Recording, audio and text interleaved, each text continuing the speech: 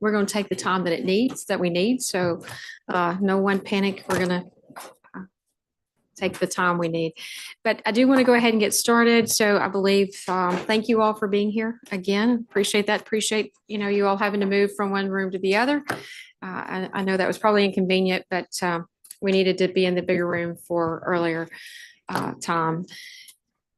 If we are ready, we will start with Alcorn State. Good afternoon. I just want to first bring you words of gratitude, allowing us the opportunity on behalf of Alcorn State. We have our staff here to present our needs, requests, and looking at our booklet, it's pretty thick, so I'm gonna make sure we stay on task. So I have my interim dean of the College of Agriculture and Applied Science, and here to present, Dr. Wakefield. All right, good afternoon, everyone. Thank you, Madam Chairman and honorable members of the committee for allowing us an opportunity to speak with you today. We also thank you for the support you have provided Alcorn State University and the university over the years. Without your support, the impact that we provide around the state would not be possible. This funding is helping us grow our programs, reach more audiences, and provide more resources to Mississippi and beyond. As you will hear, though we are providing these efforts, we're in need of additional resources to help us move forward to meet the changing needs of our worldly populations. I'm thankful to have joining with us today our interim president, who we are very well pleased, Dr. Tracy Cook, along with my university colleagues, Dr. Shakuma, Extension, Dr. Young, Dr. Young, Academics, and Dr. Chris Zhang over Research. So these are three of my colleagues who are here with us today. I would also like to thank the strong support we received from our college, from our very own Agricultural Alumni Association who are here. We have several members around the room in support of us today too, so we're very thankful to have them here. My name is Dexter B. Wakefield. I serve as the interim dean of the College of Agriculture and Applied Sciences, and I've been in that role now for 18 months. And we're very excited with the direction we're moving to college in enhancing our student success, academic development, community engagement, and research and extension. As I come to you to provide you with a snapshot of many ways that the College of Ag is providing impact across the state, please take a moment to look through your package, because I will only be highlighting a lot of the specific areas in which we are impacting the state of Mississippi through the College of Agriculture, but you'll have an opportunity to see many, many more with pictures. And I think the pictures are very impactful in terms of how we are making an impact within the state. With this being said, here's my opportunity to once again say thanks. Mississippi is setting the example by being one of the few states, and I'm very proud to say that, exceeding the federal match, meeting and exceeding it over the years for our research and extension efforts. So we're very excited about that. These funds help us directly address the needs of our community. In 2023-24, Alcorn was awarded $7.4 million, which was the largest amount we ever received in history for our programs, and we're very excited about that. So I come to you today with your requests, for the 2024, we're proposing that Ag Research and Extension Appropriation Funds support our areas of poultry research and extension, animal science research and extension, because specifically with our animal science, Alcorn is seeking assistance to expand our beef cattle, our training, our extension, our outreach programs across the state of Mississippi. We're also seeking assistance in our environmental science programs, horticulture programs, and our shiitake mushroom research. One of the good things about our shiitake mushroom research facility is we are expecting it to be one of the largest and the only indoor shiitake cultivation, outreach, and land grant research unit amongst universities. So we're very excited about that. As a highlight, providing Alcorn Ag with funding for these critical areas would also continue efforts in building and renovating our poultry facility. And that's a highlight that we really are working toward enhancing. And we have a relationship now with the Mississippi State University with a 3+1 opportunity for a degree program where you have a dual degree and get a degree in Alcorn as well as Mississippi State with the 3+1 program. And we're very excited to have that relationship with them. Our mission is to specifically serve our students, our community, train the next level of workforce, serve our youth, to attract the best talent. And I know that that was a big conversation. It's always a challenge at some of our schools in terms of keeping and maintaining faculty, because many of the other larger schools tend to be able to provide higher salaries compared to some of the smaller schools, specifically 1890 HBCUs. So we would very like to much consider how impactful that is to enhance those different programs. I want to give you a couple of economic highlights and impacts for Alcorn and our agriculture and extension as well as research program.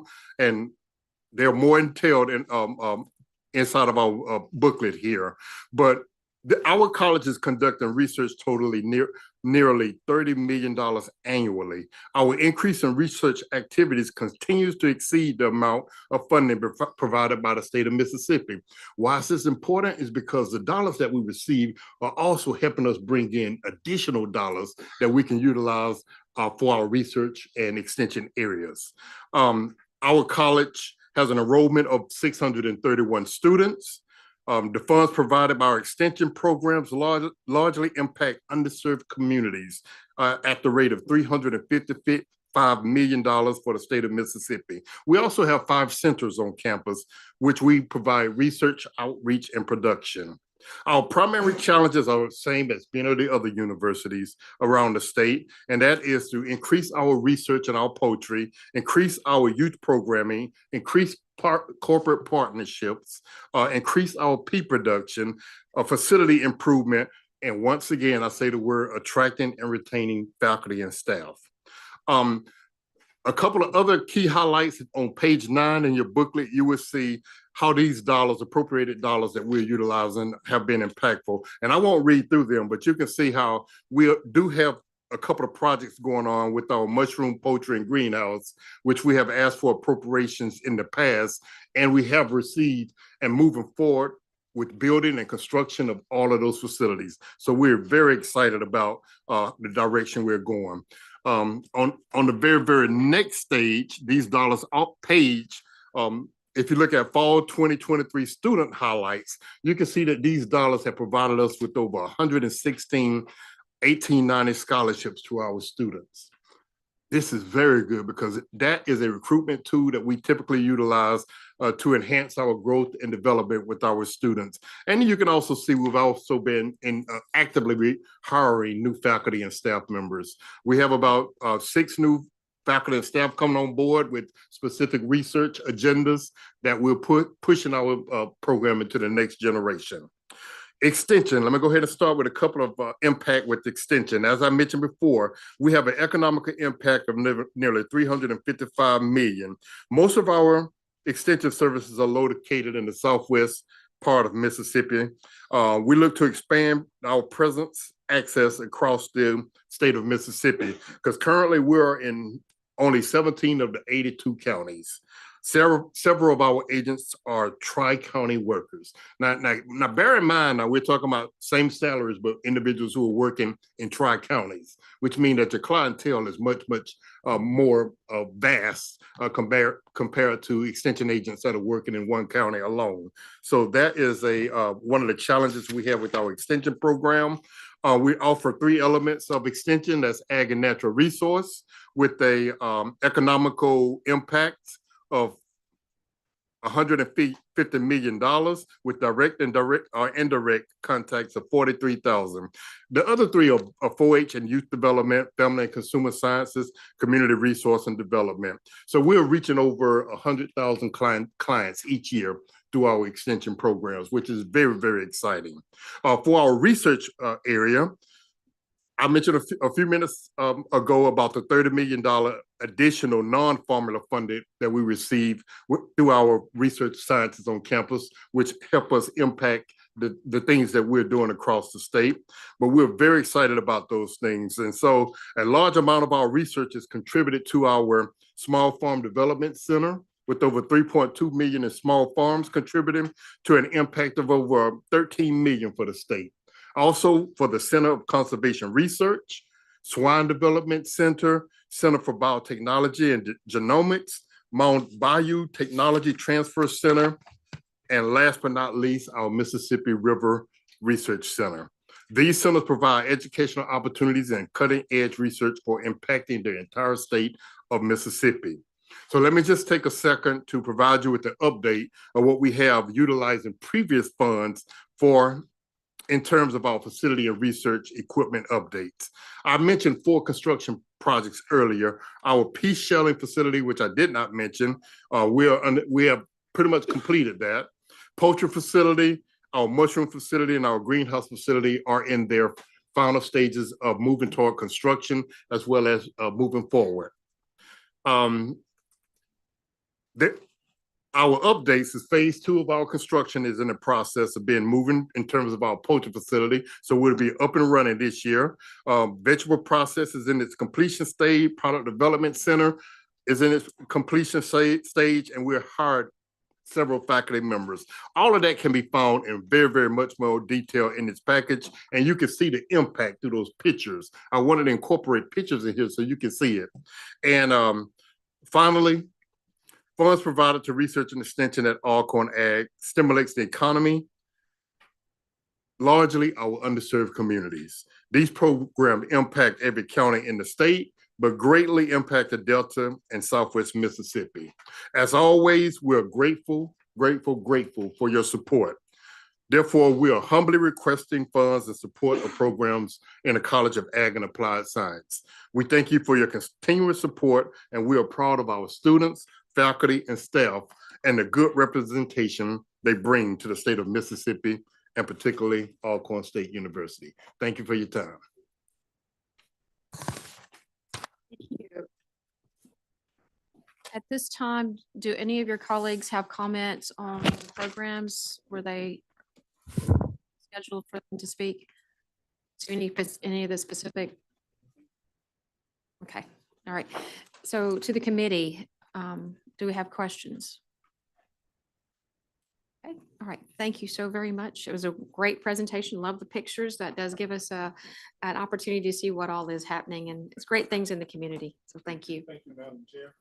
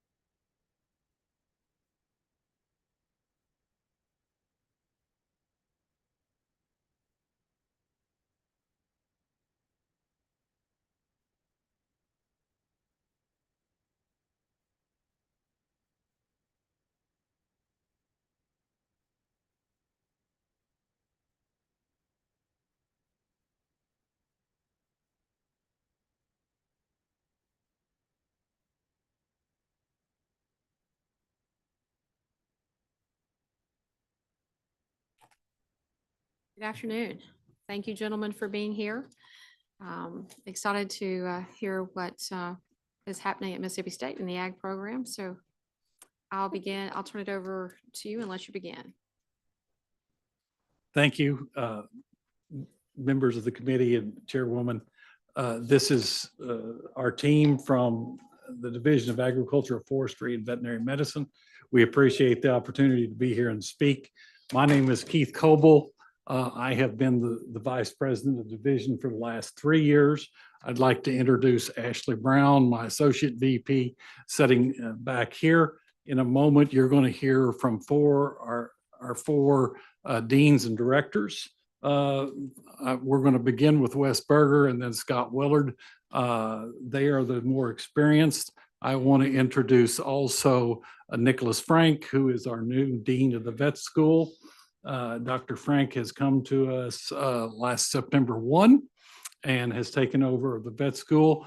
And the newest member of our team is Angus Ketchot.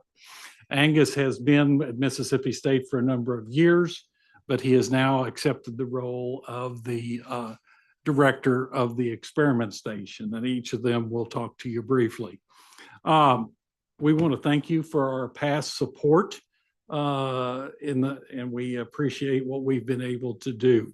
One of the things that I would mention to you, it is really the work of our scientists and our extension faculty and our extension agents that we are ranked 12th in the United States in ag and natural resource research. Okay, that by the National Science Foundation. That takes a lot of expertise. We set into the hearing just a few moments ago, the problems that the IHL leaders spoke of in terms of salary compression are real. And I think you'll hear a little bit about from our team today. We're in the SEC and we steal each other's faculty like we do football coaches and things like that. So it is a really competitive field. Agriculture, veterinary medicine, and forestry are important parts of the economy in this state. And they're dynamic parts of what we do. I think one of the things that when we look at the economic implications of our division, they are huge. And we've included our annual report, our kind of summary of ag statistics put out in conjunction with the Mississippi Farm Bureau. And then each of our leaders will be talking from a trifold that gives you information. Just a couple of things that I will mention at the division level. We just created the Ag Autonomy Institute a few months ago, the first in the nation that is really focused on applying autonomous vehicles to agriculture. The university already has strength in that area. We now have an institute that is focused very specifically on applications in agriculture.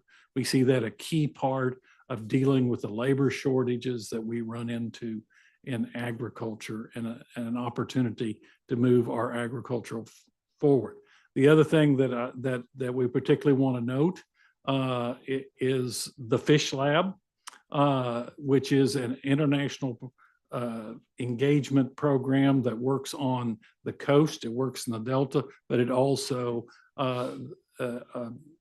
USAID funding to have impacts all over the world. And so I will stop there. And with that, I'll turn it over to Wes. Thank you, Dr. Cope.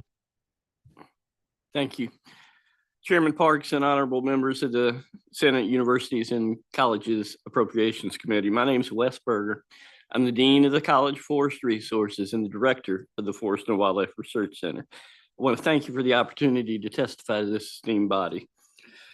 Forest lands and the products they produce are a key component of the economy, contributing to the economic prosperity and quality of life for all Mississippians.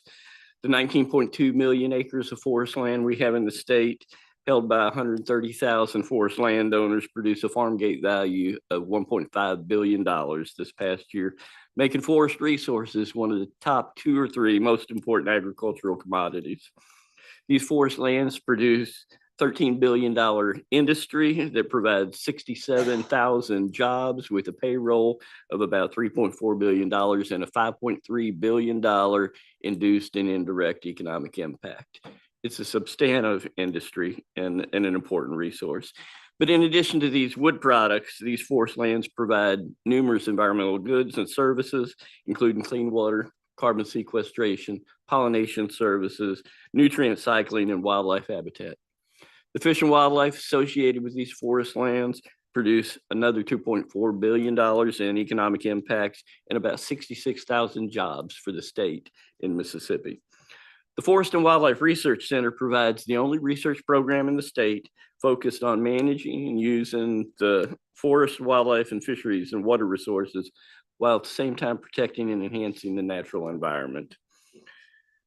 The FWRC is statutorily linked to the College of Forest Resources. The director of FWRC is by statute the Dean of the College of Forest Resources. And FWRC and CFR is Mississippi's only institute of higher learning that's focused on graduate and undergraduate education programs in forestry, wildlife, fisheries, and forest products. In the fall of 2023, we enrolled about 607 students in 4 major degree programs with 16 concentrations. FWRC faculty in the college do the science that informs the land management and wood product manufacturing practices that make our forest and landowners and our forest industries more productive, more profitable, and more environmentally sustainable. And that benefits all Mississippians. The FWRC includes 3 units in the Department of Forestry. FWRC scientists conduct research that improves the health, the productivity, and the stewardship of Mississippi forest lands, and that aids forest landowners achieve their ownership objectives. Forestry scientists today are developing early detection and prediction systems to identify the next catastrophic pest outbreak before it happens. They're determining above ground and below ground carbon storage capacity of forests to more fully characterize and value the environmental services provided by these forests. And we know that healthy forests support rural economies, build generational wealth for families, enhance air and water quality, and mitigate climate change. My FWRC scientists in sustainable bioproducts are working to improve economic returns to those forest landowners by finding better ways to value each piece of timber through non-destructive testing, enhanced durability, and developing new uses for mass timber, things like cross-laminated timber building materials. Sustainable bioproduct scientists are working to determine the carbon storage value of harvested wood products in the built environment to mitigate climate change and to inform measurement and management of carbon across the entire forest sector supply chain. Models and software that have been developed by sustainable bioproducts faculty are used by economic developers here in the state to inform site selection for recruiting new industries to the state, such as the new Huber OSB mill that is going into Noxubee County right now. In the last 5 years, Mississippi's added 5 new mills and 3 mill expansions with a total of more than $1 billion of capital investment supporting nearly 1,000 jobs in the state. And the Department of Sustainable Bioproducts and the Forest and Wildlife Research Center have been partnering in that effort to help inform and attract those industries to the state. As indicated by our recent experiences with COVID and avian influenza, diseases in wildlife populations have consequences. Emerging wildlife diseases such as avian influenza, chronic wasting disease, and coronavirus threaten wildlife populations, recreation, local economies, and human health. FWRC scientists in the Department of Wildlife, Fisheries, and Aquaculture are working in collaboration with state and federal partners on a surveillance and diagnostic program to track and mitigate the emerging chronic wasting disease in white-tailed deer. My CFR scientists have recently developed a new surveillance program that can detect CWD in the environment before it shows up in the deer herd. White-tailed deer are a $1 billion industry in the state of Mississippi. For more than 40 years, the CFR has been an internationally recognized leader in white-tailed deer management and ecology. The CFR has recently launched an ambitious plan to invest $4 million in renovation and modernization of our captive deer research facilities so that we can stay on the leading edge of this important science. We intend to accomplish this effort through a partnership of federal, state, and private investment. Through another innovative partnership between MSU, DEQ, MFC, U.S. Fish and Wildlife Service, National Fish and Wildlife Foundation, and the Nature Conservancy, the College Forest Resources will be acquiring a 14,000-acre tract of forest land on the Wolf River, just north of I-10 in South Mississippi. This coastal forest land will protect 100 miles of the Wolf River main stem and tributaries, providing watershed protection for Bay St. Louis, and restoring 7,000 acres of coastal longleaf forest and associated wildlife species. It'll protect critical coastal habitats, and it's going to provide an outdoor learning lab for research and education. This $29 million project is going to be accomplished using exclusively federal and private funds with no cost to the state, but it's going to provide a powerful learning and research platform for the college and future natural resource professionals that we produce. The funding request that we've asked in this is about a 9% about $589,000 request, will support the science capacity needed to respond to the emerging economic and environmental challenges that impact the state of Mississippi, the region, and the nation. The funding increase will allow FWRC to recruit and retain a world-class faculty. Currently, FWRC faculties are about 7% below the median of peer institutions in the region. Our people are our most important asset, and to maintain our national leadership in research and education, we have to recruit and retain the very best scientists in our discipline.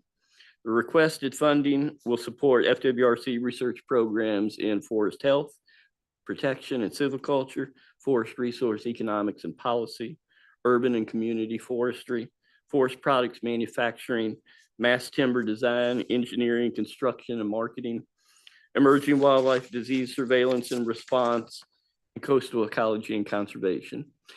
And will fill graduate assistantships that will produce the future natural resource professionals and promote the growth and development of Mississippi's natural resource-based economies. Graduates from the College Forest Resources have a 96% job placement rate within the first 6 months after graduating. And more than 50% of those graduates stay in the state, and 91% of those graduates stay within the southeastern US. Additional funding will help to offset the loss of purchasing power associated with inflation so that we can maintain core operations and respond to emerging research needs. State appropriated funding is critically important to the success of FWRC.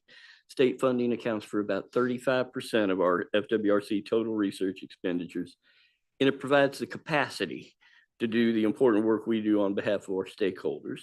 State funding also importantly provides the required non-federal match for our federal capacity funds that comprise part of the salaries of every one of our faculty members. FWRC is a great investment for the taxpayers of Mississippi. For every dollar of state funding invested by the legislature, FWRC faculty leverage that investment with $1.83 in extramural funds that we secure. Few state agencies can claim that kind of return on investment for the people of Mississippi. FWRC is just a small state agency, but with big performance. The requested 9% increase amounts to just $589,000, but would make a big impact on our outcomes. As previously noted, we would turn that $589,000 into about $1.5 million in research capacity. I want to thank you for the opportunity to provide testimony to the Senate Appropriations Committee. I want to thank you for your service to the citizens of Mississippi. I know you have an important responsibility in your work to ensure exemplary stewardship of taxpayer funds have been entrusted to you. And I hope that you'll agree with me that the work we do in FWRC is important, it's relevant, impactful, and contributes to the prosperity and well-being of the citizens of the state of Mississippi.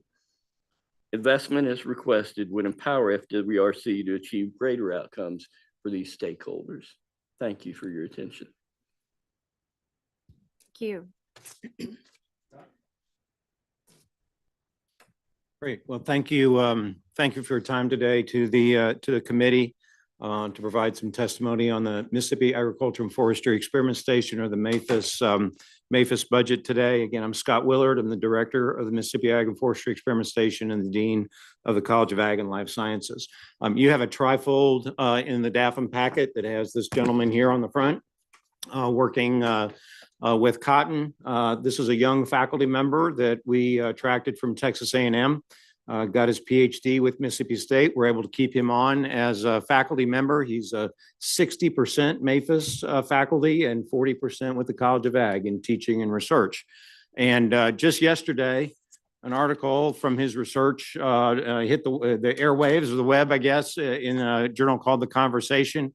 And the title of it is "Our Robot Harvests Cotton by Reaching Out and Plucking It Like Lizard's Tongue Snatches Flies." So it's working on new types of technology related to autonomous systems and robotics. And I think it's emblematic of the type of research that we are continuing to push the envelope on within the Mississippi Ag and Forestry Experiment Station. MAFIS has significant reach throughout the state. We have our 4 research and extension centers, one in North Mississippi, one obviously in the Delta, close by here, our Central Mississippi Station, and one on the coast. In addition to, of course, our facilities on the main campus there in Starkville at Mississippi State University. These are also interconnected through more than 12 branch stations that are relevant to our different regions and speak to very specific commodities, or in some cases, geographic regions by soil type and so forth, that help us be able to serve the needs of our community and our stakeholders that are in those regions. And so they're an integral part of what we do in our communities to engage our animal and plant systems research, as well as research that improves the health and well-being of our citizenry. As I think has been said here already and in your prior session, the heart of our experiment station research is really our faculty and staff. It's that help us to move that research enterprise forward on behalf of Mississippians, and as I said, our citizenry. They're the ones that are creating, they're innovating, they're inspiring in the research they do that has local, regional, and national impacts that contribute to the body of work that helps to advance the almost $9 billion farm gate value that you see in that small brochure of our commodities that Dr. Coble talked about for the state of Mississippi, again, in supporting our stakeholders. In addition, our MAFIS faculty further contribute to almost $123 million in federal research. Dr. Coble spoke of that previously, being ranked number 12 in ag and natural resource, and number 11 if you just look at ag federal expenditures independently. This is this number 11 ranking in research. The only other institutions ahead of us in the SEC are University of Florida, Georgia, and Texas A&M. And so it really puts us in a national, having a national reputation in agricultural research in terms of those rankings, again, is emblematic of the leveraging that we take from the funds that you provide to the experiment station, and along with our partners, be able to leverage that into other federal resources that we bring back to Mississippi, and continues to establish us as a leader in agricultural research. When I get back from here tomorrow night, the University of Tennessee is coming to look at our programs and facilities and try to model them. Before the holiday, we had LSU come to our campus to look at what we're doing in ag research out in the Delta and what we're doing in ag research to model them. So that's something I'm proud of, and I hopefully you are too, that people are coming here to model what we're doing in the experiment station and across those enterprises. But to serve our stakeholders in Mississippi and stay competitive and remain that national, regional, and national leader in ag research, we do need obviously your additional consideration relative to our budget requests. In the trifold you have there from the experiment station, all of ours are similar with the table that's there in the center, and helps encapsulate what we're trying to accomplish in this request, which is staying competitive with salaries for our faculty and staff, helping to offset the rising costs of inflation on commodities, infrastructure, utilities, the same impacts our stakeholders have when they run their farming enterprises we have on the research side, but we overlay on that the fact that we're actually doing research inside of a production operation. Obviously, you have adjustments that you're considering related to PERS and healthcare benefits, and we appreciate the additional assistance that we get through the educational support funds that also help us to stay competitive.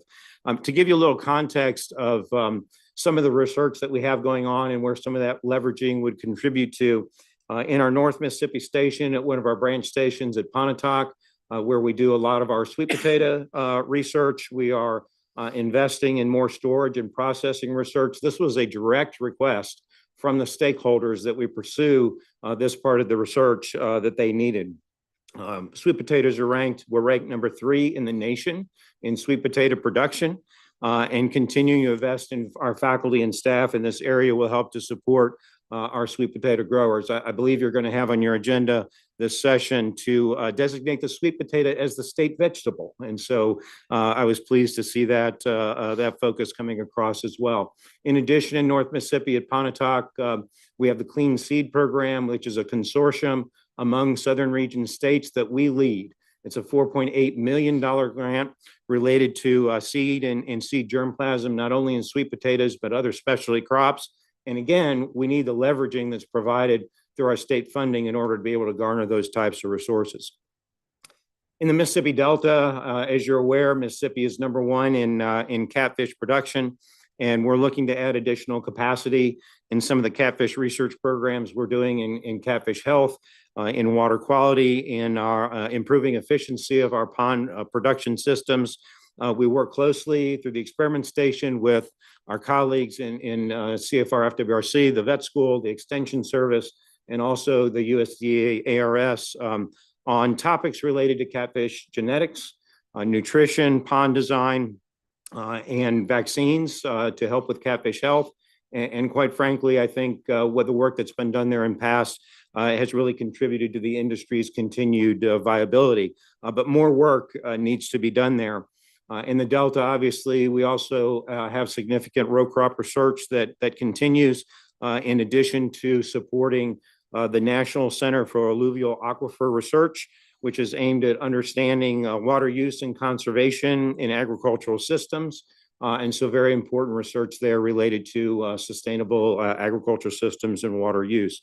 Currently, we have a USDA RISE grant, Rural Innovation Stronger Economy grant, that we'll be putting in, again, leveraging from our state funding.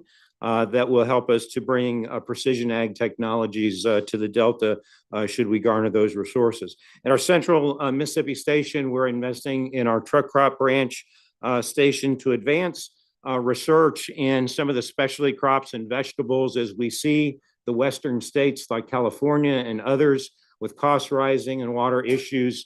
They are starting to bring some of those specialty crops back eastward, and we're trying to prepare for that future by putting faculty in place to be able to respond to the needs that will come with hopefully that migration of some of those crops and advance those in Mississippi. On the coast, we've cleared a hurdle recently in moving toward construction of the Northern Gulf Aquatic Food Research Center, which will serve our coastal aquatic food industries. And we're also making investments on the coast in research and landscape agroecology, which will support community development, ag and natural resource systems in that area. Finally, on the Mississippi State University campus, Dr. Coble mentioned our new Agricultural Autonomy Institute that MAFIS is a part of. We also will be spearheading a food science innovation laboratory, again, bringing together public-private partnerships in the realm of food science, as well as I mentioned, ag autonomy, to advance economic development opportunities in Mississippi through research. We've also started pre-planning for work in poultry science and our feed milling technologies, as well as poultry health. We are one of only 6 standalone poultry science departments in the nation, and one of the few that have a comprehensive poultry research program.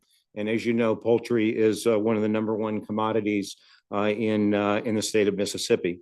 As further outlined in the trifold request that you have in front of you, I just want to emphasize our priorities for research in advancing knowledge, seeking solutions, and promoting best practices that will serve our food system. Along with that, we're training the next generation of research scientists through our undergraduate research scholars program, as well as through our graduate programming, master's and PhD students. But in order to do that, we have to have faculty. We have to have faculty that will come here, will be competitive in salaries, infrastructure, equipment, be competitive in salaries that we have, and they have to see themselves in the technology and the advancements that we have in our labs, again, in order to retain them here into the future. And so I hope you'll help us continue to stay competitive with that by considering our request that you have in front of you today.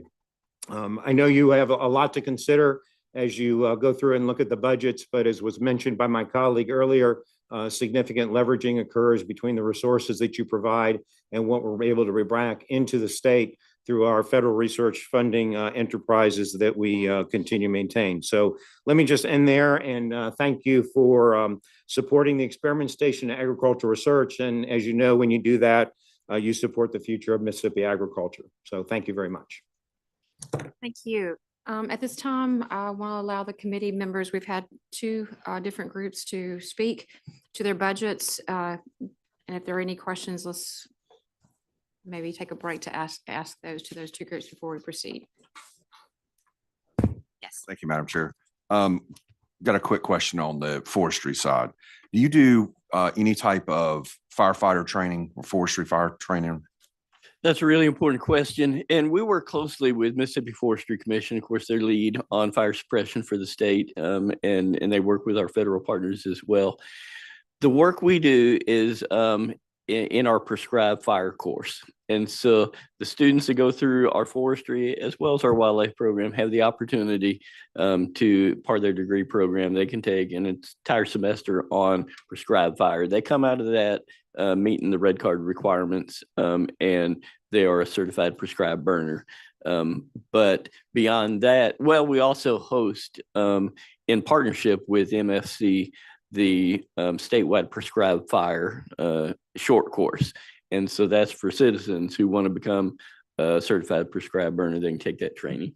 I've just received a budget request for from MEMA for a reimbursement for when they had to go out and help forestry on some of the fires we've had over the summer.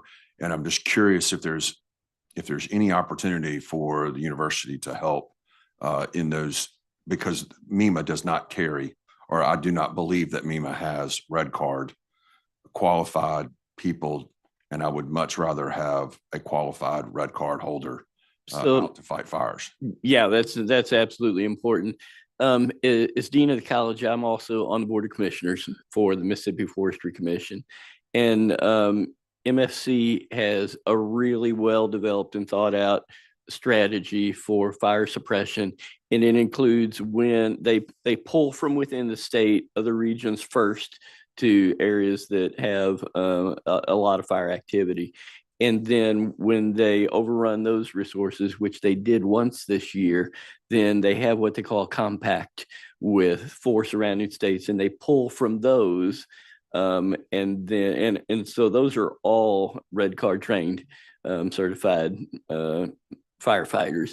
And really only after they exhaust those kind of resources and the federal partners, then they pull MEMA and other groups in. And so this was an extraordinary year, but because of the extended drought and the low humidity and everything, they reached the limits of their ability. And then one last thing on the $29 million project that you mentioned on Wolf River, is that for is it $29 million for the purchase of the property, or are you doing any type of functional lift for the property itself or improvements? That's a really important point as well. And the $29 million is coming through Gulf Environmental Benefits Funds for the plea compliant region. So that's BP Restore money. It comes through NIFWIF. And DEQ is the state trust agencies for that. So half the money is coming through them. Half the money is coming through Mississippi Forestry Commission from the U.S. Forest Service in their healthy forest programs. That's for the acquisition of the land. And then we have a long-term plan to systematically restore longleaf pine, which is the historic forest community on those sites. And we'll be doing that with grants that the College Forest Resources secures from federal partners like NIFWIF and Fish and Wildlife Service and Forest Service and others. So that's just the acquisition costs. And we're going to find the money to do the ongoing management restoration of it. I'm always curious, and I asked DEQ the same question, so please understand. I'm just curious if you anticipate having to use state funds for the maintenance of that property or for ongoing research or programs on that property. Yeah, so that's a good question as well. And I anticipate that we won't. And here's why. We manage in the college about 22,000 acres that are part of the Bulldog Forest. This will take us up to about 36,000 acres. And we manage those forests using revenue that's generated by the forest. So we have 8,400 acres John Starr Forest. And for our forest operations team, that forest generates enough revenue to support the ongoing management and replanting stuff. We anticipate that this track will be the same. And so we believe that once we acquire ownership, other than just being part of our overall program, it's not going to require state funds to support, manage, and perpetuate that for us. Appreciate that. Thank you, Madam Chair. Thank you. Okay, we can pick up with the next program. Well, good afternoon. Thank you for this opportunity to talk with you about the College of Veterinary Medicine. As previously mentioned, my name is Dr. Nicholas Frank. I've served as the Dean of the College since September 1st. I was appointed after a nationwide search, and my background is as a large animal veterinarian. I have I'm originally from England, if you're trying to place the accent, and I previously worked at Purdue University, at the University of Tennessee, and at Tufts University. I have experience in private practice and also in practice ownership. I accepted the position at Mississippi State University because I identify with the mission of this college and with the mission of the university as a land grant institution. I also was very impressed with the people I met during my interview, and what I've come to learn even more with every passing month is how dedicated the faculty, staff, students are to the mission of this college. They're hardworking people and they're trying their best to provide the support for that mission. Coming to the College of Veterinary Medicine as an outsider, you have the opportunity to make observations. And as I've done that, I've been able to observe the strengths of the college and of the university, but also some of the challenges facing us. And I'd like to speak to some of those today, if I may. But first, to the mission. The mission has three parts: teaching, service, and research. From the standpoint of the teaching that we do, we have the DVM program, training our veterinarians of the future, but we also have a veterinary medical technology program that is training veterinary technicians. And importantly, like the other colleges, we have graduate students who are learning how to do the research that we need to create new knowledge. We are a college that hears from and has relationships with the stakeholders of this state. We know and try hard to stay up to date with what the needs are of the animal industries in the state, with our poultry and our cattle and our catfish industries. We also serve the pet owners, the producers, the farmers of this state by providing direct veterinary services to those individuals. The three observations that I'd like to share first, if I may. The first observation is that the CVM is very important to the state of Mississippi, and the funding that we receive from the state is extremely important for the future of our college. We thank you for that support. Without that support, we could not deliver on our mission, so it's extremely important. State funding makes up 27% of our annual revenue in our budget, so it's an important part of our budget. And the second observation is that we take our responsibility as a land grant university very seriously. Those parts of our mission that I've discussed, in addition to the teaching mission, we also serve. We serve through the provision of clinical services, but we also serve through our diagnostic lab system. This is part of our system, part of our college that we don't always see in the headlines, but that's good. We don't want them in the headlines because they are the ones that are doing disease surveillance and they're making sure that our industries are protected. Perhaps the best examples at the moment are highly pathogenic avian influenza and chronic wasting disease. And just down the road from here, not far at all, in Pearl, Mississippi, our diagnostic labs, the Mississippi Veterinary Diagnostic Lab and the Poultry Research and Diagnostic Lab, are all the time receiving samples and being ready then to detect disease before it were to have a major impact on our animal industries. We also serve aquaculture, and we have our lab in Stoneville, Mississippi, which is providing, again, diagnostic services and contributing to the research. We have our clinical services out of Starkville, the Animal Health Center, which is both large and small animals with ambulatory units that are on the road, serving farms in the region.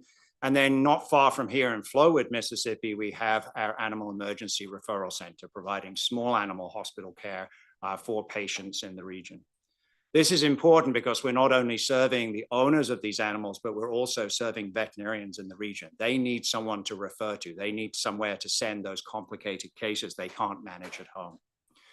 We also have a veterinarian embedded in Gulfport, Mississippi, and together with others, we're looking to expand our presence in the Gulf Coast region.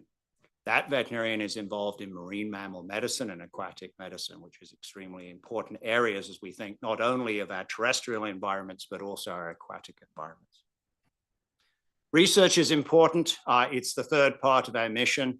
If we don't discover new knowledge in veterinary medicine, who will? And our college is actively engaged. Dr. Coble mentioned the Fish Innovation Lab. We have a robust research programs in aquaculture systems and aquatic health, but we also have research across all the major species. And that's important, not only for us to do the research, but also for our students to be engaged in that research. So lots of positives in my observations as a new dean. But I've also observed challenges and recognized those challenges. And these are not necessarily unique to Mississippi State University. The first challenge is that as we went through the pandemic, pet ownership increased.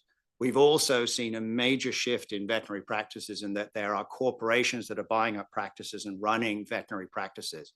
This means they want them to be bigger, more productive, and they need more veterinarians, and they need more staff.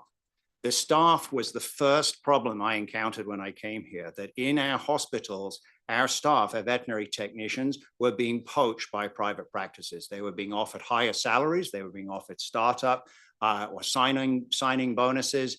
And this was a major concern because we were in a vicious cycle. We were in a vicious cycle because we had fewer people doing the same amount of work, leading to them burning out and then them looking for new jobs. So we had to act, and we acted by increasing the wages for our clinical staff, which has placed a pressure on our budget, but was really imperative that we act, and we act quickly. So staffing remains a concern if we cannot pay the salaries that we need to. The second challenge is a similar one, but perhaps in the long term, even more serious. And that is that, as others have talked about, we are in a very competitive state right now for faculty.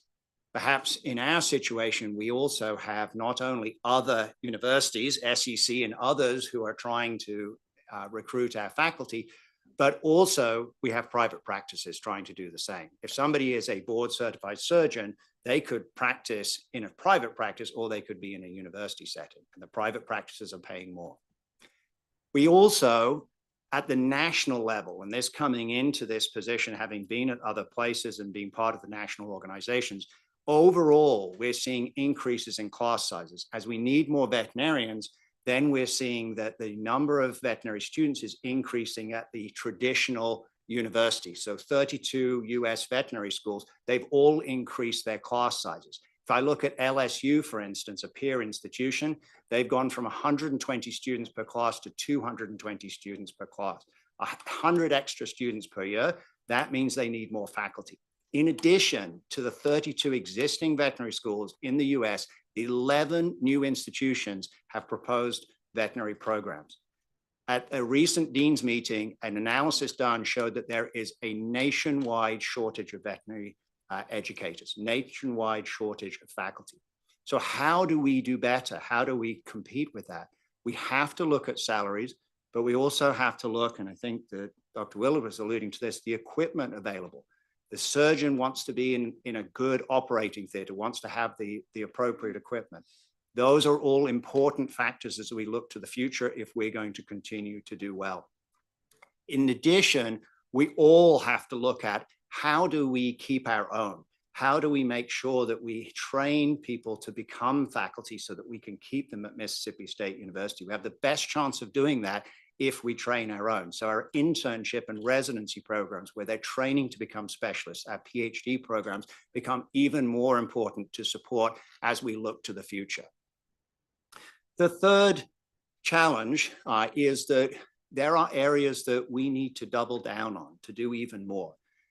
I'm really proud to be at a university that really has a strong sense of mission and understands that we have to train practice-ready veterinarians. Our graduates, I would argue, are the most prepared for general practice of any graduates coming out of veterinary schools in the US right now. The reason, we have 2 years of clinical training. That's imperative that we continue to do that. But we also need to look at some of the needs of the state. And one of the biggest pieces of information I received during my interview process was we need to address the shortage of veterinary services in rural areas. So we need to double down in this area, and this will require some investment. We are proposing a center for rural veterinary practice where we can really focus in on how do we address this problem of the veterinary shortage. It's going to require a comprehensive plan, and one component of that plan is to have a center that not only supports veterinary students and even young people thinking about going into veterinary medicine from middle school onwards, but also when they graduate. My wife and I, both veterinarians, we decided to open a practice when I was at the University of Tennessee. We needed help to start a small business. We needed to know how to get the loans, how to interact with the Chamber of Commerce, how to do community engagement. That's the kind of support that the Center for Rural Veterinary Practice will provide. The second component of the comprehensive plan is that we really have a situation in veterinary medicine where students have debt. And unfortunately, when you get to the point of looking for a job at the end of an undergraduate degree followed by a professional degree, if you have educational debt, that's going to influence where you're going to go. If we're trying to get students, graduates to go into rural areas, the urban practices are paying more. And so therefore, if they have the financial debt, the student debt, that impairs them in their goal of trying to go to a rural area. So we're really proud to have teamed up with the Mississippi Veterinary Medical Association, with the Mississippi Farm Bureau. And we now have the Dr. Mac Huddleston Rural Veterinary Scholarship Program being proposed as a bill this legislative session. This would give a scholarship program to help students to pay for their education so that they can go to a rural area. And in fact, if they get 4 years of the scholarship program, they would be required to do 4 years in a rural area of Mississippi after graduation. That's the second big part of the plan. The third part is that we have facilities that are definitely what we need to be able to do the work that we're trying to do in education. But there are areas that we would like to enhance. We would really like to enhance cattle handling ability so that we can do more routine cattle work to, again, prepare students to be able to go into a rural area and do cattle work in a way that's financially viable. What's financially viable is the more you can bring the cattle to you, the more efficient you are. So an unloading and loading facility at the College of Veterinary Medicine where we can work cattle with our students and show them how to do that. A farm animal hospital allows us to do the work that we need to do. And there are other parts of this plan. So this is a comprehensive plan. It's going to need that kind of big vision to see us through to the next phase of this to improve the situation with rural veterinary medicine. But again, just to come back to the main theme, which you're hearing, I think, from everybody, is everything is built on the foundation of our people. In veterinary medicine, we face a crisis in terms of a faculty shortage, and that is the biggest reason for our request for our appropriation this year, is to be able to continue to stay competitive, continue to have that strong faculty to do everything else that we want to do. In the meantime, inflation is a challenge for us. It's perhaps a challenge for us more because we run hospitals, and hospital supplies cost a lot of money. We've been really susceptible to inflationary changes. For example, just in the last 3 years, the price of suture has doubled. When you think about suture, that's a lot of what we use in veterinary medicine. It's doubled in the last 3 years, and those are some of our pressures. Thank you so much for the time that you've given us to present this to you today. Thank you. I have a question, and I'll also open it up for the committee as well, but you were giving lots of statistics and numbers based on other schools increasing their enrollment. Yes. Does Mississippi State Veterinarian School anticipate increasing their number as well? So we have increased our number. So our graduating class is in the 90s. I think we're about 94. And our incoming class this last year was up to 116. However, that is where we will plateau now because we feel that, again, with the faculty situation that we're facing, that to increase the class size further would potentially compromise the quality of what we're doing in our educational programs. So we feel that about 120 is our maximum. Okay, what would you say the percentage of those students are Mississippi students? So we have had between 40 to 50% of our classes be Mississippi State students. This year, the offers are about to go out. So we'll know, I think it's the 16th when our letters go out. And we're looking at 57 letters going out to in-state students. So if we are admitting 116, 118, we'll be sending out 57 acceptances. Okay, thank you. Anyone else on the committee have a question? Thank you. Next. One moment, please. In the veterinarian area, I would just like to say that I thank you, Mississippi State, for having my grand in the veterinarian area. Well, we made that, did make the decision, Dr. Frank, told me that she would not be dealing with large animals. Oh, dear. Well, and one of the things that happens here is that after finishing Tuskegee in the undergraduate area, she's now completing the graduate area, and she's done 4 internships.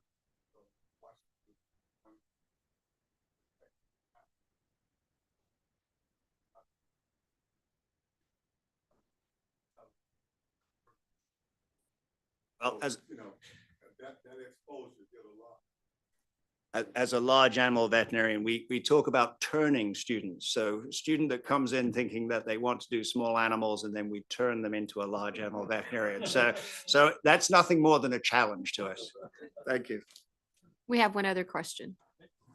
I was gonna ask, after the raises were given to your staff, have y'all been able to stop the bleeding as far as people leaving? Yeah, thank you for that question. Yes, we have, and I should say that the raise was the first part of this, but we also put together a task force, and we call it the Clinical Staff Success Task Force. We put that together from the staff themselves. So this is only staff, no faculty, no administrators. We asked them to tell us, how can we do better? How can we create a more positive work environment? What are some of the things that you need for long-term satisfaction with your position? So it's not just the wage increase, but it's also, I think, some of the changes that we've made as well. But yes, we have at this point not only stopped the migration out, but at the Animal Emergency Referral Center, we appointed a new director back in October. And with the wage increases and the management of that clinic, we have seen former employees now have returned. So we have rehired 3 certified veterinary technicians back to the AERC from private practices. Our wages now are head to head with private practices, but of course we're a university, we have other benefits. You know, their children can go to Mississippi State, they can do a graduate degree, and we have many of our staff who are pursuing other degrees now. That's the part of the package that I think we, in addition to the wage increases, we're bringing them back. Thank you. Thank you for that question. Okay. So I'm going to take just a quick second and introduce myself, particularly because I'm new to this process, and I'm new to this group, newest to this group as one of the separately funded units. So my name is Angus Ketchout. I'm the director of the Mississippi State Extension Service, and I have been at Mississippi State for about 20 years. I spent the first 18 years as an extension entomologist. I worked the state working with farmers, cotton, corn, soybeans. Moved into administration a couple years ago, but I've only been in this role since November 1, so I'm 3.5 months in on the job.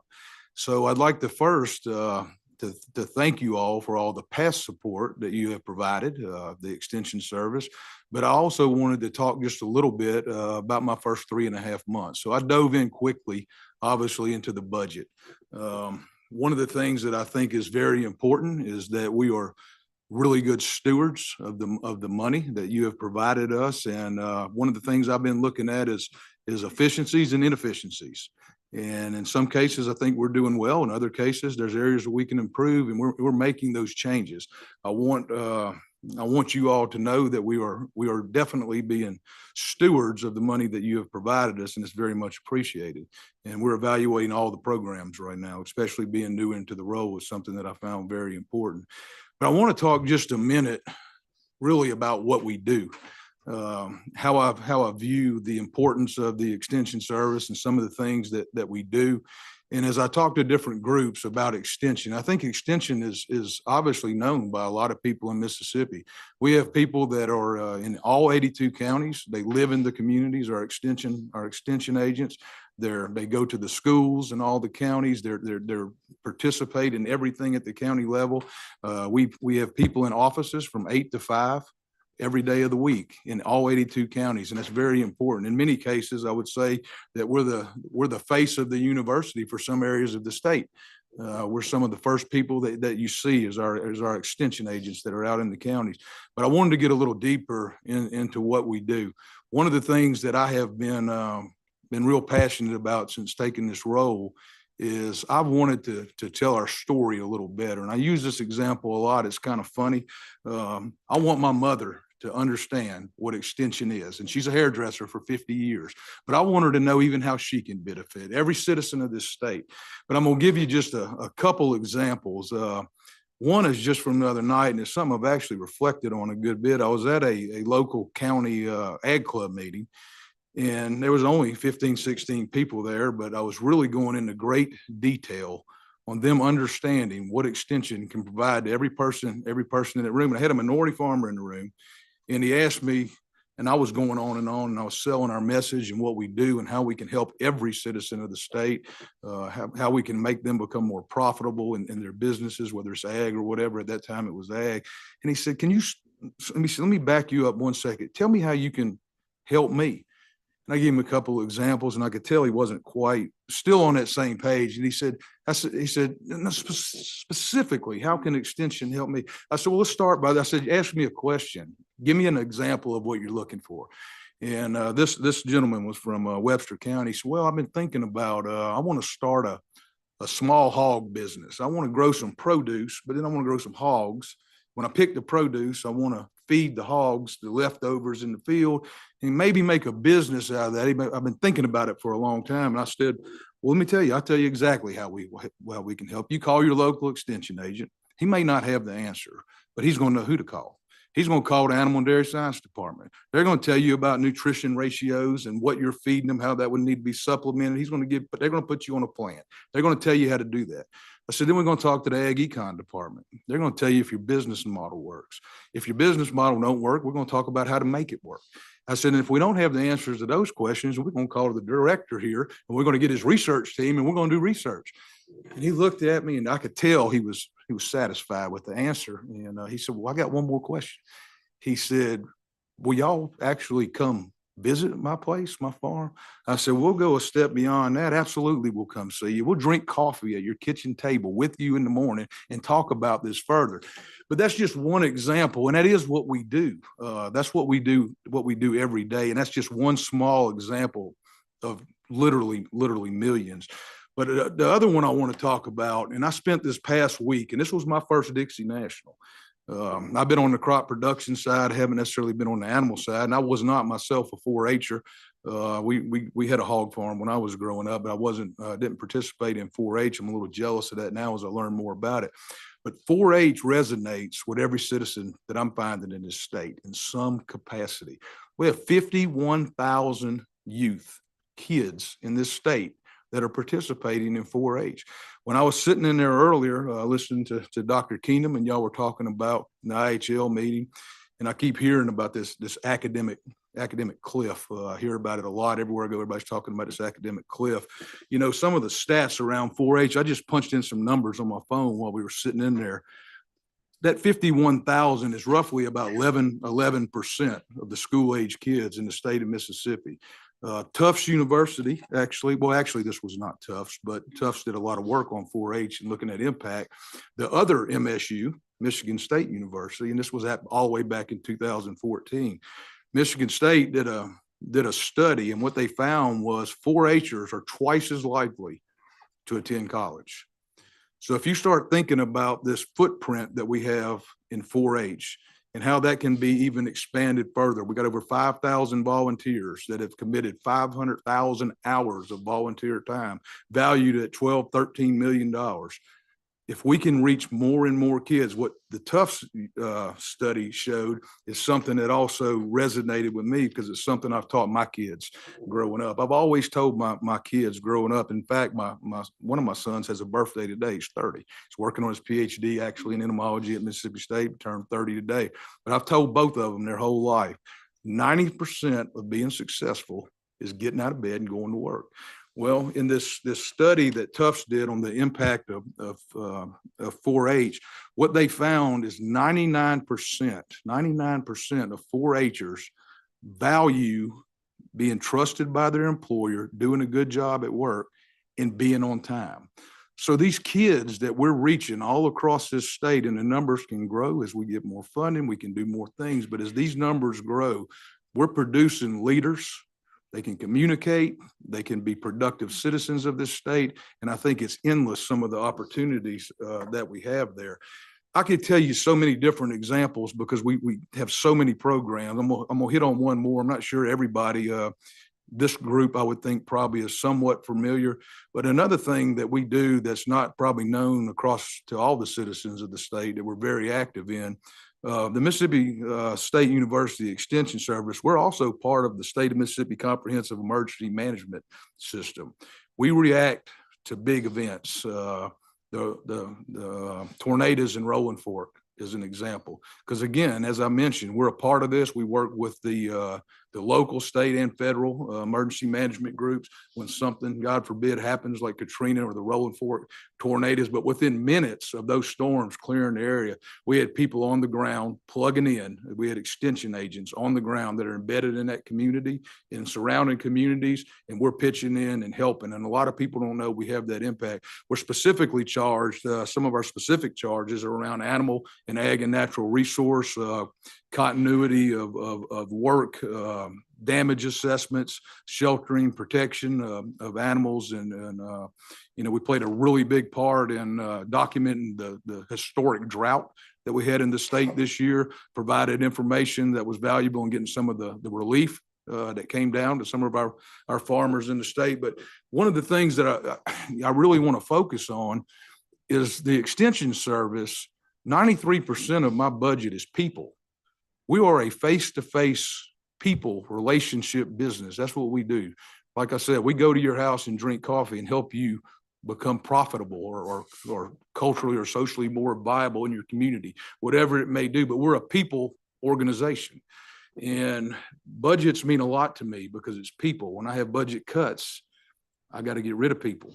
When we have budget increases, we increase programming and we impact more people. We've done all we can do, I think, with technology. We're good at utilizing technology. I think COVID has showed all of us that we can Zoom, we can do things across this state, but we are a people business. So the resources that y'all provide us, it really helps us increase people. I got 30 counties right now that has a single agent in it. I talked to my colleague yesterday at the University of Tennessee. Somehow they were able to secure 32 brand new agents in the state of Tennessee, and I'm very competitive, and I wanted to know, how did you do it? But they got 32 agents, and they were having a fit because they had 20 counties out of their 95 that only had 2 agents. And I said, I hear you, but I got 30 counties with 1 agent. That's okay. We're still doing more with less. We're getting it done. But in our 4 programmatic areas, 4-H youth development, ag and natural resources, community resource development, and family consumer sciences, when I got 1 agent in the county and they're trying to work 4-H and also help farmers and work on family consumer sciences, they're stretched thin. When I add people to those counties, they can focus on what they're good at, their specialty area. If they're specialized in helping kids, they can focus in that area. And we're working really hard. But I mentioned that we're also being good stewards. Working within the resources that we have, we're doing some things a little different now. We just closed the second deal, and we're working on the third one.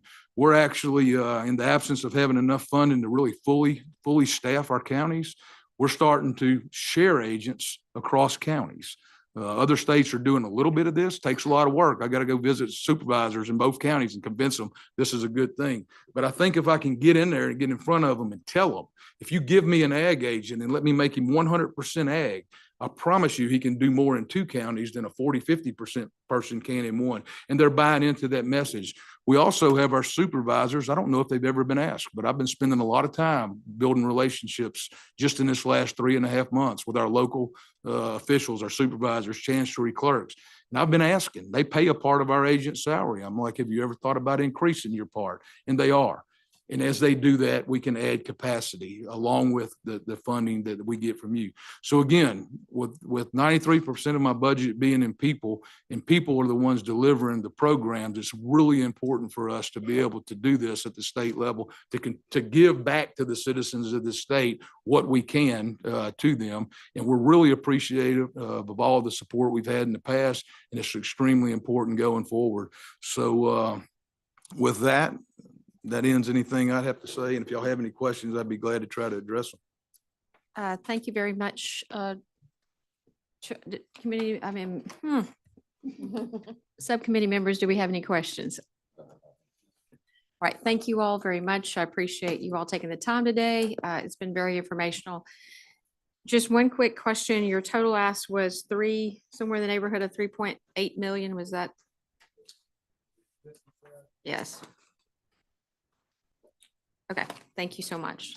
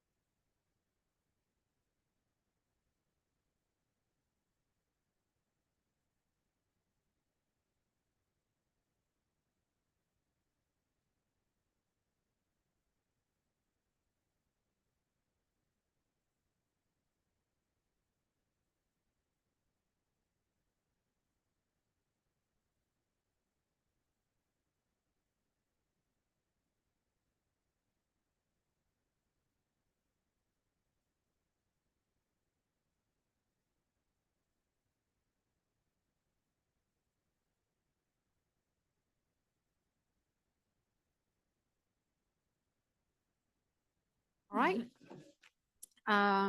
Welcome. Thank you all for taking time out of your day.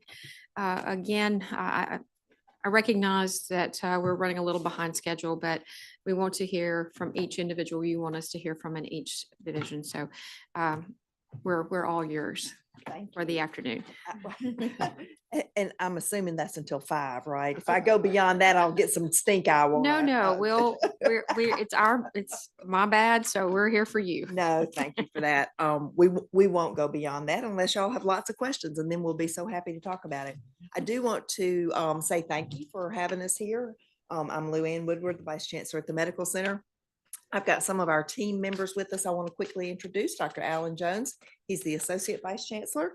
We've got Anna Moak Sparks down there at the end in the red dress, and Christy Sims right next to her. And then Neil Ricks is with us with our Butler Snow team. So those are the folks we've got in the room. Sydney Allen snuck in behind me. So there he is. Those are the folks we've got in the room. So with this being the appropriations hearing, this is the approach I thought I would take. I've got some slides. You've got this presentation in your packet, as well as a couple of other reports and facts and figure sheets that you can take a look at when it suits you. I'm going to move through the information in the slides pretty quickly, and then at the very end, let you know what we're asking from appropriations standpoint, and then just open it up for questions. So if that sounds okay with everybody, that's how we'll use this time. Many of you, I think, know us very well, but maybe not everybody knows us as well. So a couple of things I just want to hit on just from the big picture standpoint. We are the state's only academic medical center. You know, there are lots of hospitals in the state. There are other colleges and universities and education programs and research programs, but we're the only academic medical center for the state. A lot of the things that we do there, we're the only one providing those services for the state. And I've listed a few of them here: the Children's Hospital, the trauma program, the organ transplant program, et cetera. Second largest employer in Mississippi. We're really proud of that. We have over 3,000 learners on our campus, students, residents, and fellows, over 3,000. And our research programs, just at a high number, bring in about $100 million in extramural funding every year. So those are new dollars to the state of Mississippi that they bring in to support the research. On top of being an academic medical center, we're also a safety net hospital. So in some cities and states, especially places that are larger than us, you might have you think about what's going on out there in Houston, and you have a hospital that's the Children's Hospital, the Cancer Hospital, the Trauma Hospital, the place where you get transplants done. So in Mississippi, we do all of those things. So we serve as a safety net hospital. It's an important part of what we do and an important part of our mission. We're the only hospital in the state with a statutory mandate to take care of underserved patients. And sometimes I think people forget about that. This next slide just gives you a quick glance at our learners. We spent the afternoon in some of the IHL budget hearings and presentations. And so just like some of the other schools, we're seeing a growth in number of students over the years represented on this chart. The last 5 or 6 years, we've had about a 10% growth, and we have more growth planned, due in part to the support that the Mississippi legislature has provided for us. This next slide on research accomplishments just hits some of the high numbers in the number of awards and the number of submissions. So we're really proud of our research mission. The point that I want to make for you all to know is that our research programs are focused on those diseases most impactful to the citizens in Mississippi. So you think about the Mind Center doing research around dementia and Alzheimer's disease, our cancer program. We've got a strong cardiovascular program. So it is important to us that our research efforts are focused on the diseases that are impacting our family members and our communities. So that's important, as I said, to share with you. The next slide on clinical care just gives you a sense of our volumes. We are chronically running full in our hospitals. Lots of ER visits, lots of clinic visits. Every year, the certain number of surgery and surgical cases are going up, whether that's inpatient or outpatient. No matter what data point you look at, whether it's admissions, ER visits, clinic visits, et cetera, really whichever one you take a look at, it's a good rule of thumb that you can remember about a third of those are pediatrics. These numbers that we're showing, the 30,000 hospital admissions, that's adult and peds. But if you break that out into adult versus peds, pretty much for all these data points, about a third of our patient volume is pediatric patients. A few points I want to make on this slide. You see one of the bullet points I have there is called case mix index. If you don't live in the hospital world, that is a strange, unfamiliar term. But what it means is it is a reflection of how sick your patients are. So we can all imagine that if a healthy 18-year-old kid breaks his ankle, he's got a certain course that is to be expected. He may need surgery, but you expect him to recover well, blah, blah, blah. If that 18-year-old kid's grandmother, who might be 80 and diabetic and has had a stroke and other things, breaks her ankle, she may still need ankle surgery, but you predict a lot more complications with her. They have the same diagnosis, might have the same treatment plan, but their course of care could be very different. So that case mix index gives you a reflection of how complicated, how sick are your patients. Ours is 2.17. The next highest one in the state is 1.86, 1.83. That's why I need some help here with me. So basically that tells us that we take care of the sickest patients in the state. And we know that, but this is a way that we can back that up, you know, in sharing it and communicating it. We take a lot of patients in transfers, 30 to 40 on average a day into our hospitals and health systems, patients that need to be transferred to us for a higher level of care. We take those from all over the state. At any given time, we have patients from all 82 counties. So we are located here in Jackson. That is our main campus. We've got a number of clinics all around the state, and we take patients from all around the state. So I've always particularly want our legislators who are not from Jackson to know that we serve their patients as well. So we take care of patients from all over the state, and glad to do it. I wanted to touch on just a couple of things in particular that you all have supported us in and supported, you know, funding for. So we're so excited about our nursing school. If you happen to drive down Lakeland Drive, you will see the demolition phase is underway. Some previously existing buildings are being taken down. That's a $65 million project. You are funded $55 million of it. It is underway. We anticipate moving in early 2026. This new space will allow us to expand our nursing school, which already is one of our largest, but will allow us to expand our nursing school by about 20% enrollment. So we're really excited about that. I know you all hear about the challenges around workforce, healthcare workforce in the state. Also, the dental school project, that is a $40 million project that you supported last year. What that will allow us to do, this picture shows you the existing dental school. What that will allow us to do is in front of that school, place a new tower that is focused on the patient care component.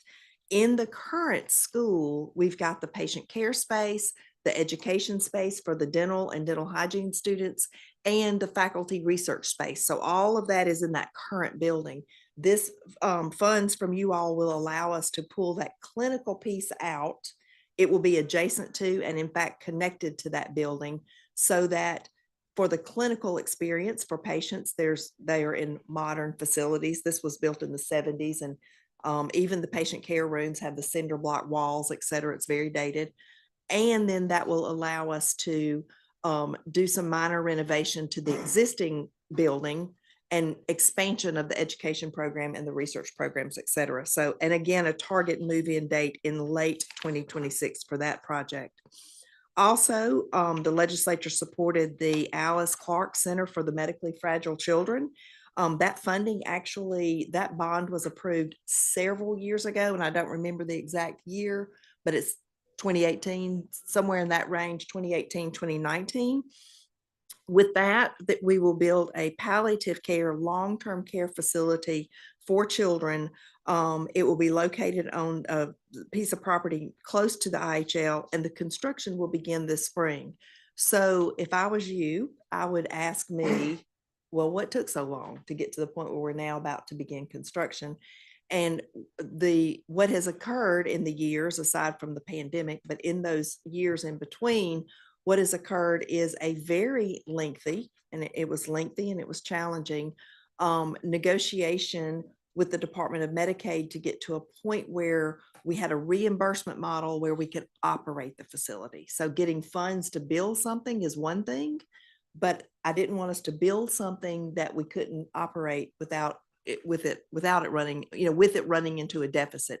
So there are a few of these type facilities around the country, not many, certainly not in every state. And multiple folks took visits to the existing facilities that are in other places to figure out what is that operational model so it can break even, that we can run it without coming back for appropriation. And we landed in a great place. And so the construction will start this spring, and we're really excited about that. That will be a very positive thing for our state and for some of our pediatric patients. And then you have all heard in the last couple of years about the Burn Center. We expect to receive $2 million from the Department of Health. That was funds that you all directed there. The build out of our space is a little over $6 million. We are seeking federal funds to be that difference there. But we are excited about that and anticipate that opening also late this calendar year. We are currently taking care of burn patients, adult and pediatrics. We're just taking care of them in a different unit at this point, as opposed to this dedicated unit that will be specifically for the burn center. So thank you for your support on that and for all of these things. In addition, some of you have heard us talk about the inpatient adolescent psychiatry unit.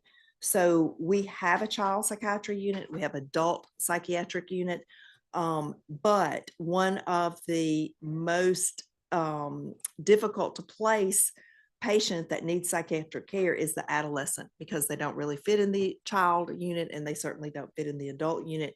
And this is a difficult placement all around the state. So with your support, we are building out currently some space to make a dedicated inpatient adolescent psych unit. So we are thankful again for your support there with that project. And then the next few slides really focus on cancer. That will, for probably the next decade, be our big focus. You probably know just from being a citizen in Mississippi that we have actually the worst cancer outcomes in the country. We do in Mississippi. It's not because we have bad physicians or anything else. It's just a whole variety of issues around number one, access to care in some places. Number two, screening programs being out there for people to interact with, and for lots of reasons. But our cancer outcomes are terrible in Mississippi. So our plan again, this is about a decade-long plan, is to push for and apply for the federal designated NCI designation. That stands for National Cancer Institute. When you think about those cancer programs where Mississippians leave the state and go when they get the terrible diagnosis of cancer, people leave and they go to MD Anderson. They leave and they go to Mayo Clinic. They leave and they go to Vanderbilt. They leave and they go to UAB. I took my own mother to MD Anderson 5-6 years ago when she was sick. Why do we do that? Those centers that I mentioned are in a club that we are not part of in Mississippi, and the name of that club is NCI designation. So when you are or when you go to an NCI designated cancer center as a patient, you have access to clinical trials that others don't have access to.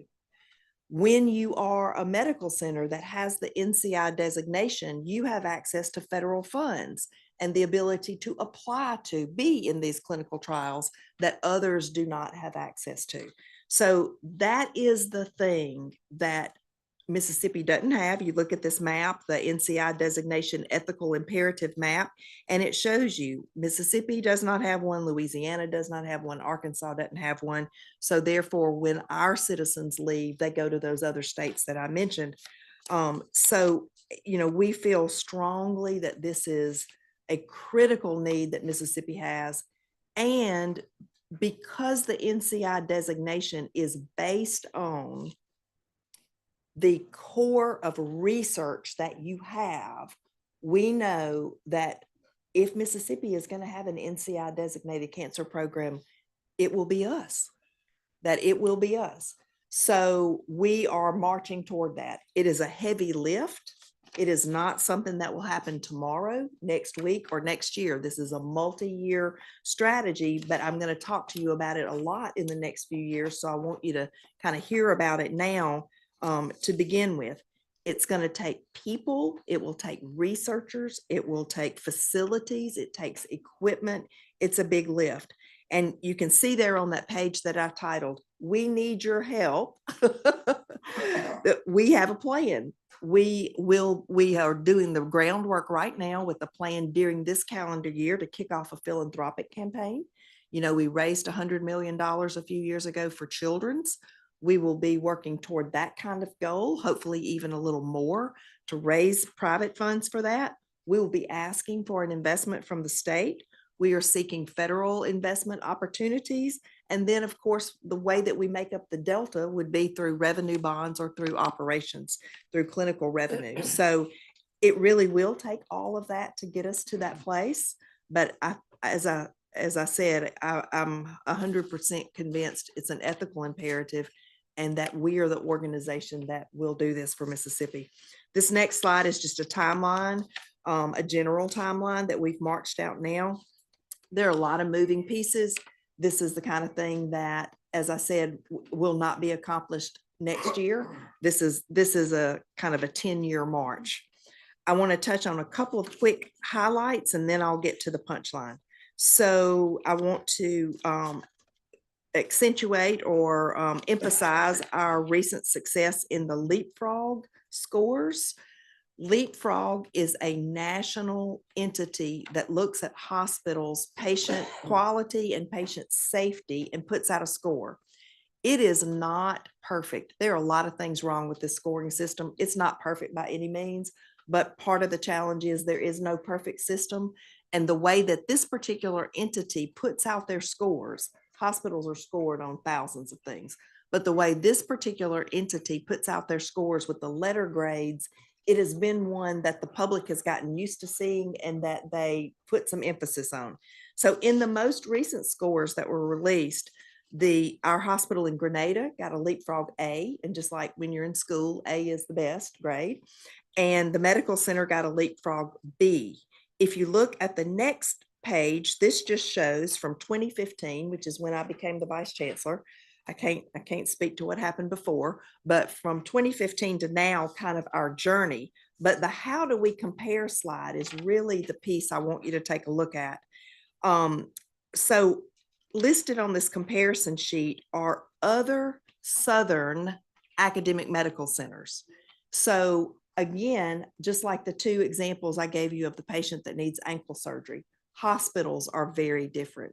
Some are community-based and send us those 30 and 40 patients a day. Some are academic medical centers like us and take care of the sickest patients. So if you look at this particular slide, that group of hospitals, you know, except for the bottom two, which are local competitors, but the group of hospitals that make up 2/3 of that page are other academic medical centers. So while, you know, I prefer to have A's all across the board, just like when I was a kid, I'm awfully proud of that B. And when you look at where that B puts us with these other academic medical centers, you know, we're really, really proud when you look at that comparison. The next thing I want to touch on, I hope you heard a little bit about this in the news, but just in case you have not, In the last couple of months, we had something that in the transplant world, I want to emphasize, this is not a phrase I made up. This is some terms that is used in the transplant world. We had something that was called a seven-way swap, a seven-way kidney swap. So we had 7 live donors and 7 patients that needed transplants, kidney transplants. And the way it kind of worked out is if I'm going to be a donor and I want to give you my kidney, it might be that in fact, my kidney is not a match for you, but it might be a match for you. And somebody else would be a donor for you. So the folks in the lab, the pathologists in the lab were the ones who kind of looked at all of this and said, hey, I think we've got a 7-way swap here. That, as best we can learn, has never happened at a single institution in the country. Now, so a lot of transplant work is done in regions, and there have been regions that have had 5, 6-way swaps. I'm not even sure that anybody else in a region has had a 7-way swap, but certainly for that to happen in one organization, that was a busy week and it was a very important week. We were all kind of holding our breath. And you can see our number here from the last year, 221 organ transplants. You know, as I shared on that very first page, we're the only folks in the state doing organ transplants, and that's something that we're awfully proud of. Way back in the 60s, the University of Mississippi Medical Center did the world's first lung transplant in 63, and then in January of 64, the world's first heart transplant. So our history of transplant excellence is something that is long-standing and that we're awfully proud of. All right, then these maps, if you just want to quickly look at those, that gives you a sense. As I mentioned earlier, we take care of patients from all 82 states. We certainly train students who come in from all across the state, and they go across the state for different training sites. This is just a quick visual on where our locations are, including telehealth, which is very important.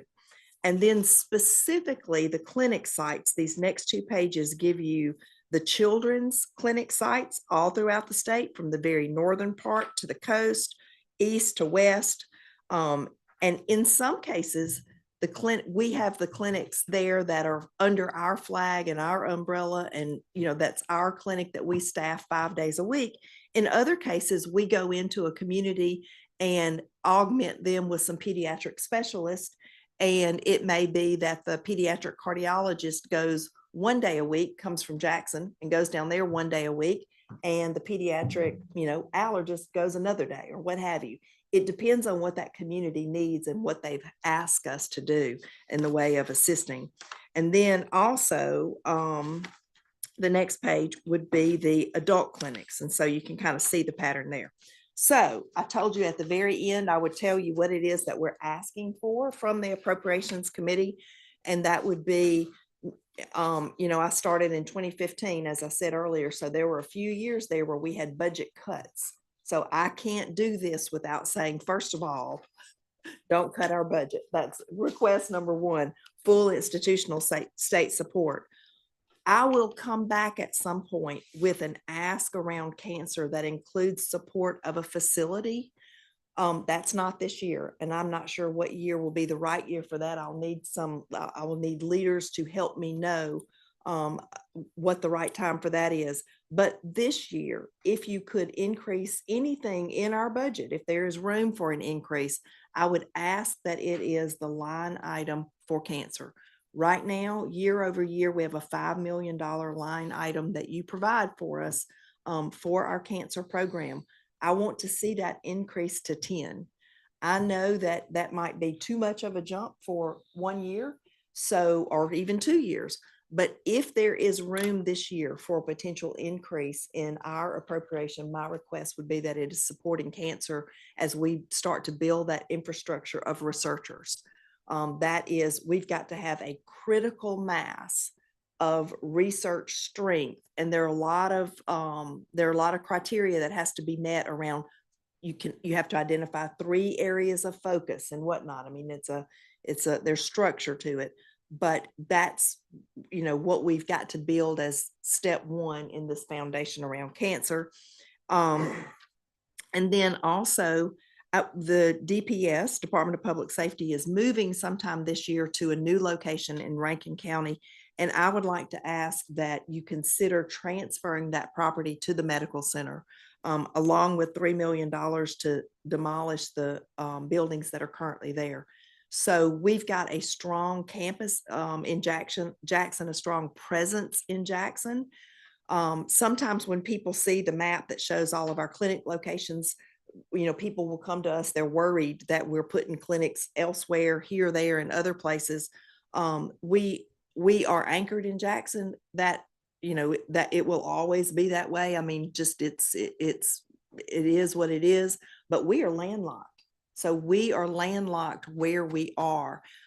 We have over the years on that north side of Lakeland purchased this building and that building and what have you when things become available, but that's little bits. We are landlocked. Now, we do have legislation that's been on the books for a while that says when Jackson State gets a stadium, we will get that stadium property. And so I want to go on record as saying I'm all for Jackson State getting a stadium. I am for that. I had some hopes when Coach Prime was here, and I hope I can still have some hopes now, but I have to say, I am putting a lot of hope this year in the DPS headquarters as well. It would be, we're just landlocked. And when adjacent property comes open next to us, it's between 10 and 11 acres, I think 10.7 acres. And we could make some very good use of that property. So I want to put a plug in for that. And then also just to say that IHL is coming forward with a 4-year bond request. We are a part of that, and we certainly support that ask. That those funds in particular help us keep up with some of the repair and renovation type work that we need to, particularly for our older buildings, HVACs, chillers, elevators, roofs, those kind of needs that are constant, it seems, especially HVAC. I never knew I never knew how important that was, but now I know. So I'm going to pause there and just see if anybody has questions for me. Thank y'all for letting us, I know I kind of flew through it, but thank you for giving us the time to do that. No problem. Do any of the members have questions? Yes. Thank you, Madam Chairman. On the adolescent psych unit, Yes. so is that going to house long-term use, or how's that, or and how many beds is that going to be? So I'm gonna let Dr. Jones answer. So right now it looks like it'll be 8 to 10 beds. It's really not for long-term residential use. It's more for acute crisis intervention, stabilization, and then we would try to transition that patient to more of an outpatient setting.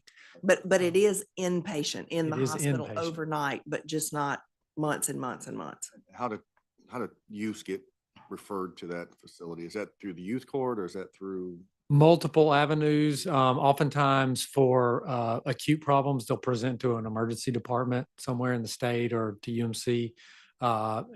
Because there are not any other dedicated adolescent psych units, a lot of those patients get transferred to the Children's Hospital, but it could also come through a court system. A teenager could get committed through the court system, and then that patient would have to be hospitalized somewhere. Thank you. And with the NCI designation, and I think that's a laudable goal. I think we'll support you, but I'm curious, the state funding for that, what do you anticipate asking the legislature for as far as funding going forward with that? So, so 2 parts.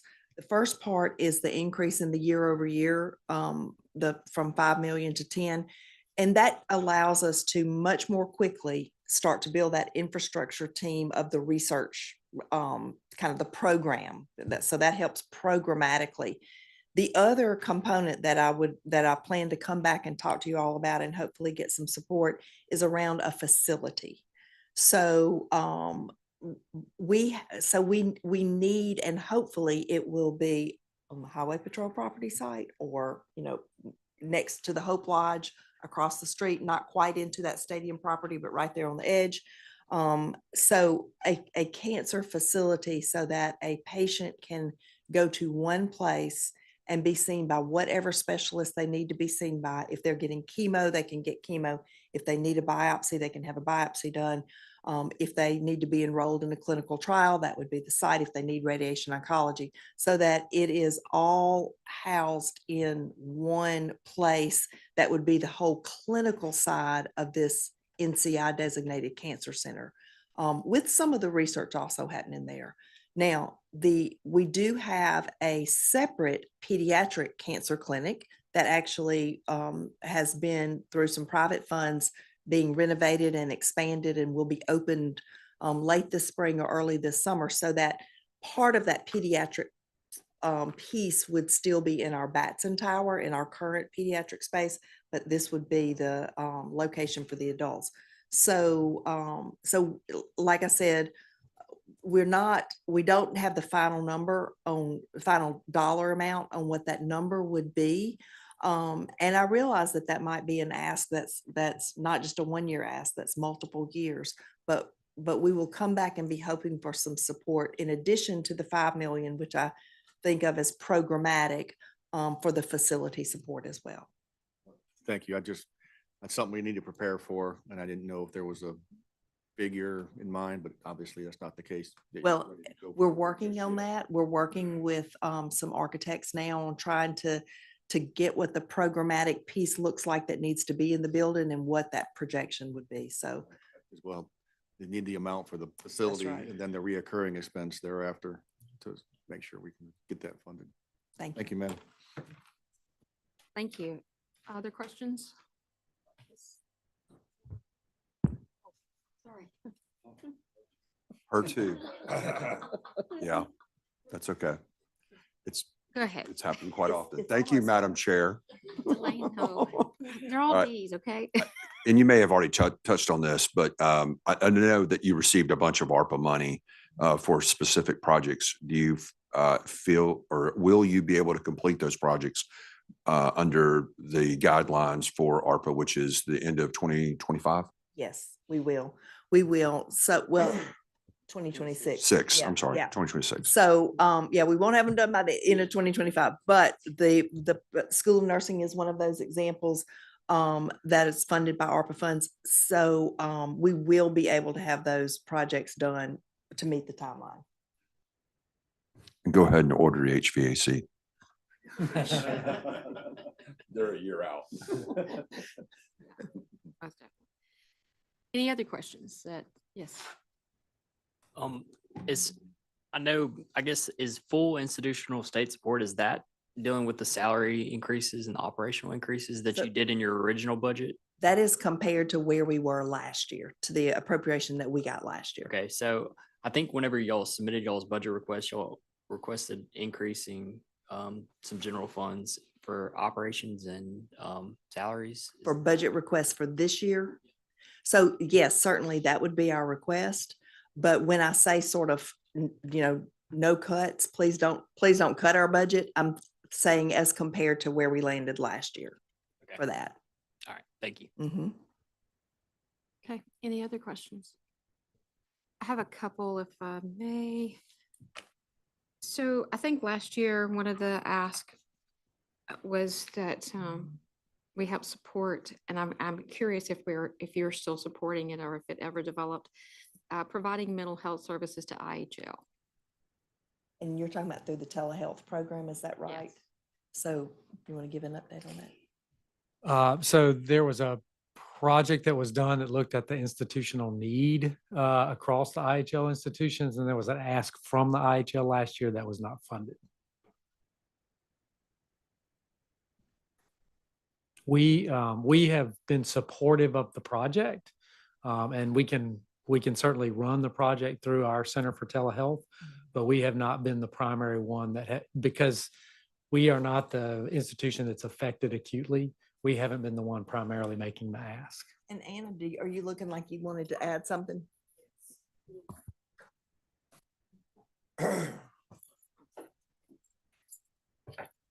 So in addition to that, our psychiatry and psychology department has been working with all of the institutions, all the IHLs. They received some federal grant funding, so they can actually go ahead and start an IHL telemental health program. And I think they're working through that. The start date was supposed to be sometime in late spring, but I'll check in with them to see where they are on that. But hopefully the plan is with the federal funding through this grant, they'll be able to have a source of funding for about 18 months to go ahead and start providing additional services across the 8 IHLs. Next one, we talked a little bit about last year and the previous years about the uncompensated care. We're recognized that you've been mandated to do that care. Where are we at with that reimbursement? So, the amount of uncompensated care that we do ranges on a year, and I brought my little chart, in the about 120 to 180 million dollars. We get a fair amount of supplemental payments from the government to help cover those funds, to cover that uncompensated care. So at the end of the day, the uncompensated care that is not covered by somebody, by the supplemental payments that we get, the dish money, the UPL money, that ranges, and the report I've got is for the last 5 or 6 years. It ranges from a low of about 10 million to even one year it was 60 something, but that's a little high. So 10 to 40-ish million that we are left with that is not covered by one of these supplemental payments. Okay, thank you.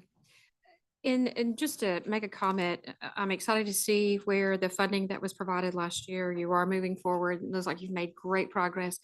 I know it was much needed for the nursing school and definitely needed for the dental school. So I'm excited that, we're going to see some progress in that as well. I'm hopeful that will help encourage the staff and the students and just the environment in which they're working in. So that's great to hear. And then the Mississippi, the Burn Center. So those are great things that I'm excited that we were able to fund and that you are continuing to move forward. And I think they'll make great impact to our states and our students at the medical school. Any other questions that you all have thought of? Okay.